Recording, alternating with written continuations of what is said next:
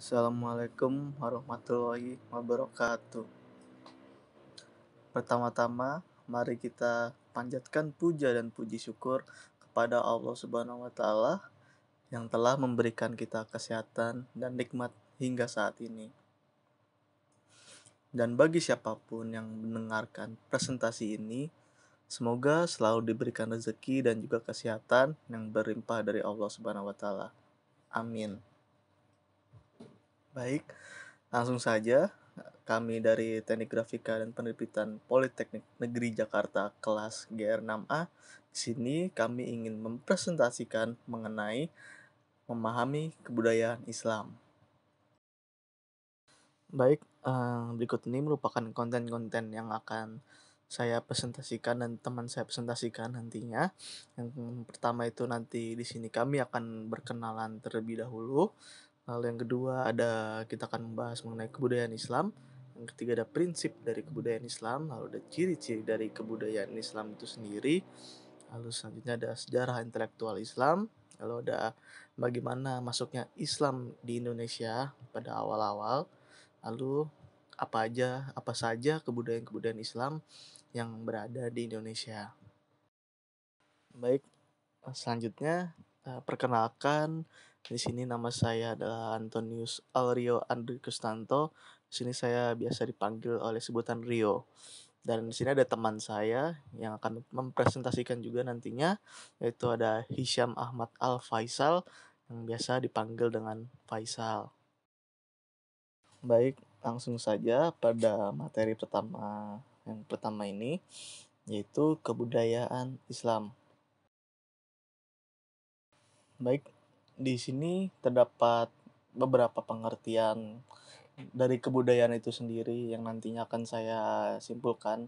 Nah, jadi menurut KBBI, budaya adalah sebuah pikiran, akal budi, dan adat istiadat. Nah, kebudayaan itu menurut KBBI adalah sebuah hasil kegiatan dan penciptaan batin atau akal budi manusia seperti kepercayaan, kesenian, dan adat istiadat. Nah, secara umum, arti kebudayaan ialah suatu hasil dari pemikiran dan tenaga lahir manusia. Dari pengertian-pengertian sebelumnya, maka dapat disimpulkan bahwa kebudayaan adalah gabungan antara tenaga batin dan tenaga lahir manusia. Nah, yang dimaksud ialah bahwa kebudayaan ini merupakan sebuah hasil dari pemikiran manusia yang dilakukan secara sadar dan dengan akal. Nah, contoh kebudayaan di Indonesia yaitu seperti tari yang diwariskan secara turun-menurun dari nenek moyangnya ke generasi-generasi selanjutnya.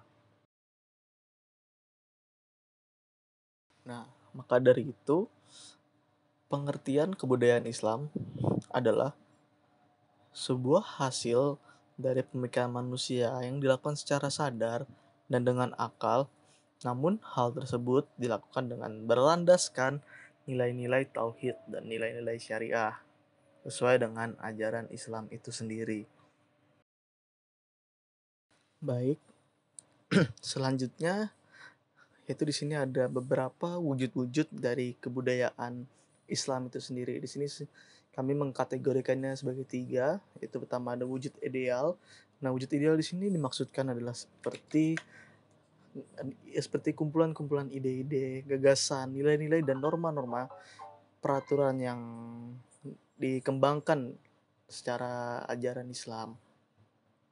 Hal yang kedua yaitu ada wujud aktivitas, yang dimana aktivitas ini sebagai contohnya saja kita melakukan sholat wajib 5 waktu.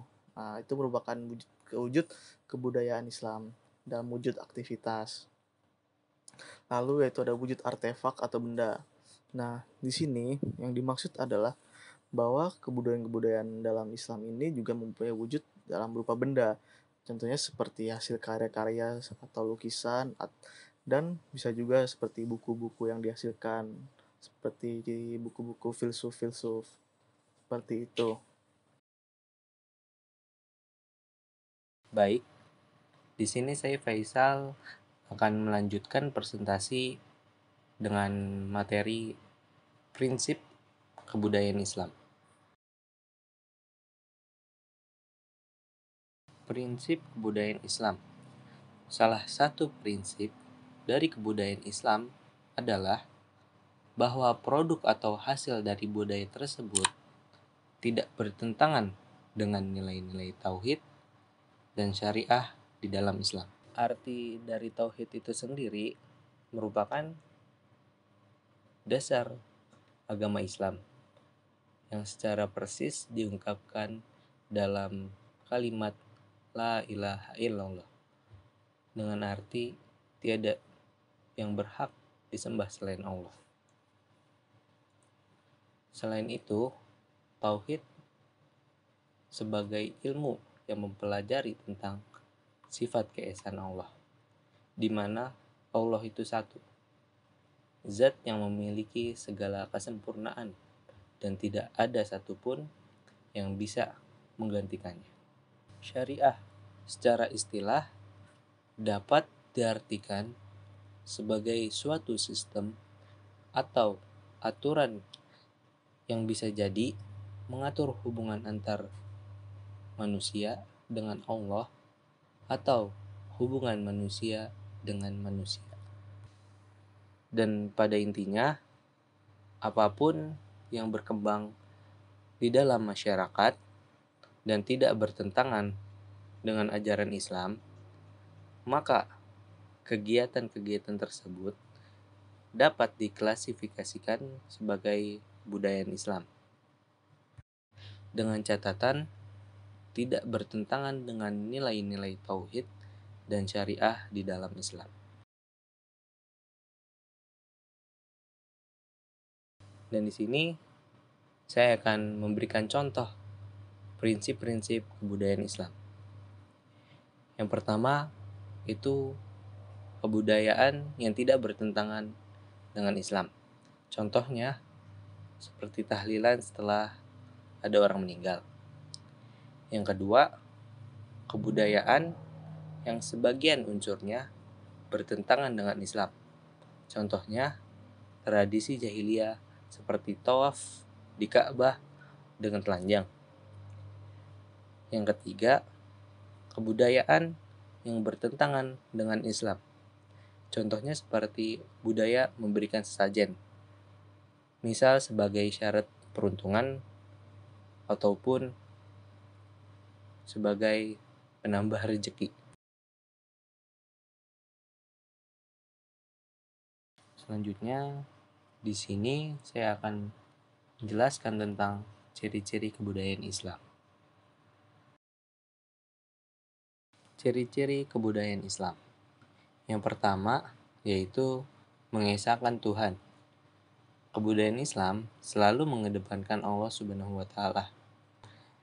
Jadi, kebudayaan Islam selalu bertolak ukur kepada nilai-nilai tauhid dan syariah Islam, sehingga tidak terjadinya kebudayaan yang sesat. Yang kedua, bernafaskan tauhid, karena tauhidlah yang menjadi prinsip pokok ajaran agama Islam. Baik, terima kasih Faisal atas penjelasannya. Materi selanjutnya yaitu sejarah intelektual Islam.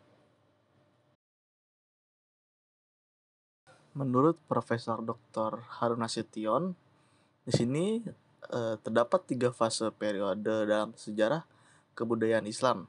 Jadi sejarah intelektual Islam ini terdapat 3 fase periode, yakni sebagai berikut. Yang pertama yaitu ada periode klasik, yaitu periode yang dimulai dari tahun 650 sampai dengan 1250 Masehi. Lalu yang kedua, terdapat periode pertengahan, yaitu periode antara tahun di antara 1250 hingga 1800 Masehi. Lalu yang terakhir yaitu ada periode modern, yaitu antara tahun 1800 hingga saat ini. Sejarah intelektual Islam dimulai dari periode klasik, yaitu pada tahun 650 hingga 1250 Masehi. Dalam periode ini, sangat banyak lahir ulama-ulama dan juga filosofis besar dalam Islam. Seperti contohnya yaitu para imam mazhab dengan yang terkenal yaitu Al-Imamu Madzhabul Arba'in yang terdiri atas Imam Syafi'i, Imam Hanafi, Imam Maliki, dan Imam Hambali. Nah, karena lahirnya para filosofi dan ulama-ulama besar itu, maka di sini pada periode klasik Islam mengalami puncak masa kejayaannya di dalam ilmu filsafat maupun ilmu keagamaannya.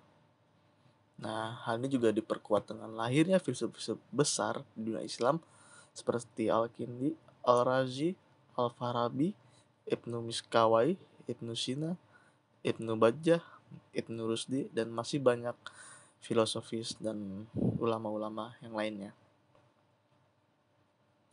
Nah, di dalam kejayaan ini juga dapat dimanifestasikan melewati dinasti-dinasti yang besar seperti dinasti Umayyah I yang waktu itu berpusat di Damaskus, lalu ada dinasti Umayyah II yang berpusat di Andalusia, yaitu sekarang ini daerah Spanyol. Lalu ada juga dinasti Abbasiyah yang berpusat di Baghdad. Selanjutnya itu masuki periode pertengahan pada tahun 1250 hingga 1800 Masehi. Dalam periode ini, Islam mengalami sebuah kemunduran. Nah, hal ini dikarenakan agama sudah mulai dipisahkan oleh duniawi. Filsafat-filsafat sudah mulai dipisahkan dari umat Islam. Nah, maksudnya adalah pada masa pertengahan ini, periode pertengahan ini, terdapat banyak sekali pertentangan di antara akal dengan wahyu, iman dengan ilmu, dan dunia dengan akhirat. Setelah periode pertengahan, Islam memasuki periode modern pada tahun 1800 hingga sekarang. Dalam periode ini, Islam telah memasuki periode pembaruan setelah kemundurannya pada periode pertengahan. Hal ini diawali dengan pembaharuan dalam pemikiran Islam. Nah, apabila pada periode pertengahan tersebut filsafat dijauhkan dari Islam, maka pada periode modern ini filsafat mulai didekatkan kepada Islam. Nah, hal-hal tersebut, pemikiran-pemikiran yang terbaru tersebut diperakasi oleh beberapa tokoh seperti Muhammad Abduh, Rashid Ridha, Fazlur Rahman, dan Jamaluddin Al-Afghani. Dari hal-hal sejarah intelektual Islam yang telah saya presentasikan tadi, maka dapat kita ambil kesimpulan bahwa Islam ini akan selalu berkembang dan akan selalu mengikuti zaman sesuai dengan generasi-generasi yang akan mendatang. Dan mungkin Islam akan terus berkembang dengan cara menyesuaikan cara hidup dari masyarakat yang akan datang. Terima kasih kepada Rio yang telah menjelaskan presentasi sebelumnya. Selanjutnya, saya akan menjelaskan tentang Islam di Indonesia. Sejarah Islam di Indonesia. Ada beberapa pandangan menurut para ahli terkait masuknya Islam ke dalam Indonesia. Dan di sini dijelaskan dalam beberapa teori. Yang pertama itu teori Gujarat. Teori Gujarat berpendapat bahwa agama Islam masuk ke Indonesia pada abad ke-13 dan pembuangannya berasal dari Gujarat atau negara India. Dasar teori Gujarat ini Yang pertama, kurangnya fakta yang menjelaskan peranan bangsa Arab dalam penyebaran Islam di Indonesia. Yang kedua, adanya batu nisan Sultan Samudra Pasai, yaitu Malika Saleh tahun 1297 yang bercorak khas Gujarat. Yang kedua ada teori Mekah. Nah, teori ini merupakan teori baru yang muncul sebagai sanggahan terhadap teori lama, yaitu teori Gujarat. Teori Mekah berpendapat bahwa Islam masuk ke Indonesia pada abad ke-7 dan pembawaannya berasal dari Arab atau Mesir. Nah, dasar teori Mekah ini adalah yang pertama, pada abad ke-7 yaitu pada tahun 674 di pantai barat Sumatera sudah terdapat perkampungan Arab. Yang kedua, sejarah Samudra Pasai menganut aliran mazhab Syafi'i, di mana pengaruh mazhab Syafi'i terbesar pada waktu itu adalah Mesir dan Mekah. Sedangkan Gujarat atau India adalah menganut mazhab Hanafi. Yang ketiga, raja-raja Samudra Pasai menggunakan gelar Al-Malik, yaitu gelar tersebut berasal dari Mesir. Nah, yang terakhir ada teori Persia. Teori ini berpendapat bahwa Islam masuk ke Indonesia pada abad ke-13 dan pembawaannya berasal dari Persia atau Iran. Dasar teori Persia ini adalah tentang kesamaan budaya Persia dengan budaya masyarakat Islam di Indonesia, seperti peringatan 10 Muharram atau Asyura. Yang kedua, kesamaan ajaran Sufi. Dan yang terakhir, ditemukannya makam Maulana Malik Ibrahim tahun 1419 di Gresik. Baik, terima kasih kepada Faisal yang telah menjelaskan bagaimana proses masuknya Islam di Indonesia yang terdiri dari 3 teori tersebut. Nah, selanjutnya yaitu setelah Islam ini masuk ke dalam Indonesia, maka di sini akan ada terjadinya kebudayaan Islam di Indonesia. Di saat Islam masuk ke dalam Indonesia, maka budaya-budaya Islam ini juga dibawa dari misalkan dari teori Mekah, budaya-budaya yang dari sana, yang dari Arab, dari Mesir, ini dibawa masuk ke Indonesia. Dan disinilah terjadi yang namanya proses akulturasi. Yang dimana proses akulturasi ini adalah sebuah pernikahan atau sebuah persatuan sebuah budaya antara para pembawa ajaran Islam dengan budaya lokal setempat. Jadi sehingga tidak hanya ajaran keagamaan saja yang diberikan kepada masyarakat di Indonesia, namun di sini juga dibarengi oleh kebudayaan-kebudayaan yang dibawa oleh pembawa ajaran Islam tersebut. Budaya-budaya tersebut yang dibawa oleh pembawa ajaran Islam itu contohnya yaitu seperti budaya memakai gamis atau memakai sorban. Setelah pembawa ajaran Islam ini membagikan budayanya seperti memakai gamis atau sorban, nah di sini seperti yang dibilang tadi terjadi proses akulturasi. Nah, di sini terdapat contoh yaitu di tanah Pulau Jawa. Seperti yang kita ketahui yaitu terdapat Wali Songo atau 9 wali yang menyebarkan ajaran Islam. Nah, di sini saya mengambil satu contoh proses akulturasi dari pembawa ajaran Islam ini dengan budaya lokal setempat. Nah, seperti yang dikembangkan oleh Sunan Kalijaga. Nah, di sini beliau menggunakan sebuah instrumen sebuah alat perangkat atau sebuah kesenian daerah yang dinamakan wayang. Nah, wayang ini digunakan sebagai media dakwah.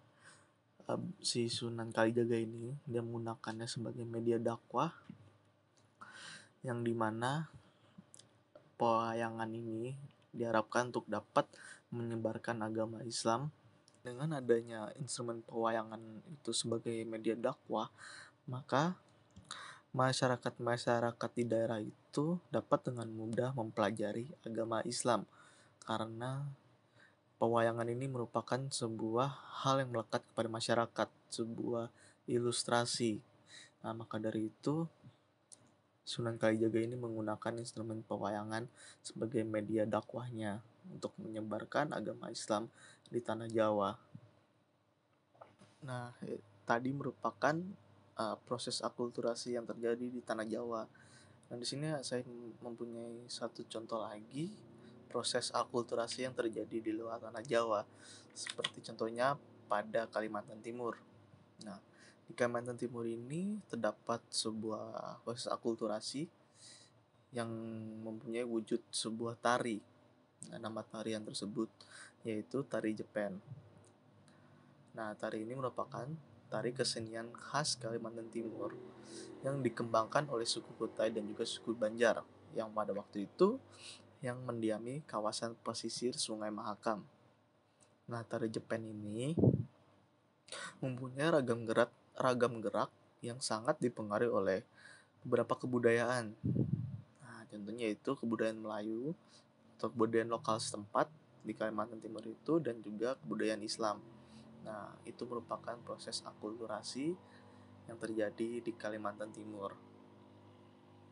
Setelah proses terjadinya akulturasi ini, maka pembawa ajaran Islam tersebut yang sudah dipercayai oleh masyarakat-masyarakat setempat dengan proses akulturasi dengan pendidikan budaya, maka di sini juga pembawa ajaran Islam tersebut mendirikan sebuah masjid yang dimana pada waktu itu masjid ini mempunyai banyak sekali fungsi-fungsinya.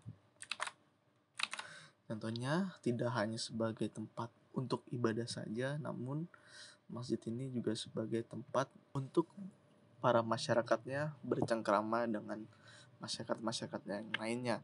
Dan maka masjid ini menjadi sebuah pusat yang tidak hanya sebagai tempat ibadah namun sebagai pusat dari kebudayaan Islam, sebagai pusat dari pengajaran Islam, sebagai pusat dari penyebaran agama Islam di daerah tersebut. Nah, jadi masjid ini sangat berpengaruh dan sangat penting pada waktu itu. Baik, terima kasih atas perhatiannya. Itu saja yang bisa kami sampaikan, yang bisa kami presentasikan mengenai memahami kebudayaan Islam. Apabila kami terdapat salah kata dan kata-kata kami tidak berkenan di hati Anda, mohon dimaafkan. Karena manusia merupakan makhluk yang tidak sempurna dan kesempurnaan itu hanya milik Allah Subhanahu wa taala. Sekian dari kami. Billahi taufiq wal hidayah. Wassalamualaikum warahmatullahi wabarakatuh. Wabarakatuh.